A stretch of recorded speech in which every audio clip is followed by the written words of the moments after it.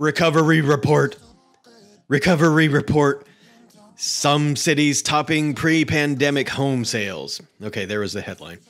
According to Realtor.com's new weekly report, 8 U.S. cities with robust tech sectors have seen more than a full rebound in Florida. Jacksonville ranks number 11 nationally as the subheadline.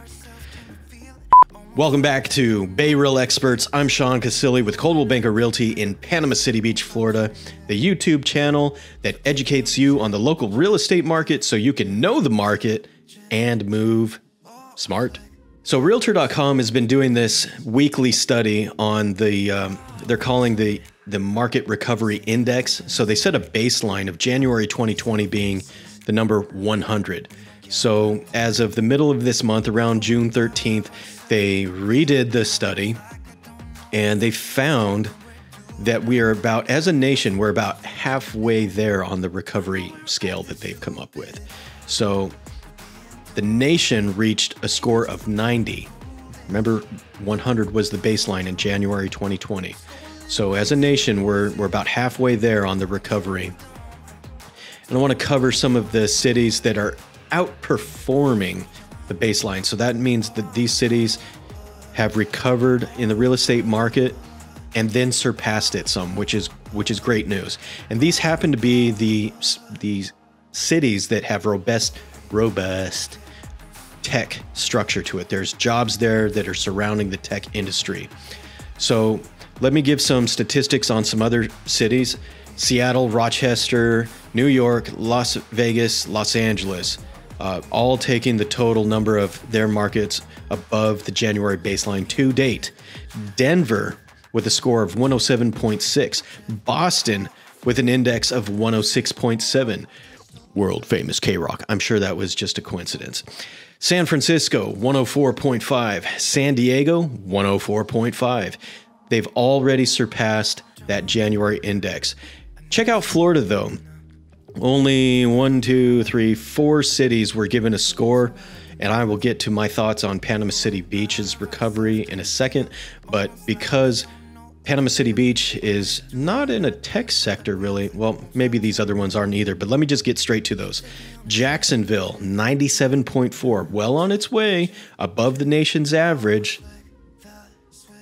Miami, Fort Lauderdale, West Palm Beach, 97.2. Same story. We're above the nation's average there. Tampa, St. Petersburg, Clearwater, 90.9, just above the nation's average on the recovery scale. Orlando, Kissimmee, Sanford, 87.7, not quite up to the nation's average, but still doing better than we started, a couple months ago. They're making some recoveries. So anyways, you guys, my thoughts on Panama City Beach. This is a tourist-based economy, a lot of it to do with real estate. We also have the military bases where people are coming and going. So not so much like those bigger outperforming cities of, San Francisco, San Diego, strong tech sectors there. But we are still seeing a shortage of inventory. We are seeing prices maintaining or rising. So we also have low interest rates. So it doesn't really matter if you need to sell or if you need to buy. It's still a great market for both demographics of buyers and sellers of real estate. So with interest rates being this low, might be time to invest in another property, a second home, or a primary residence.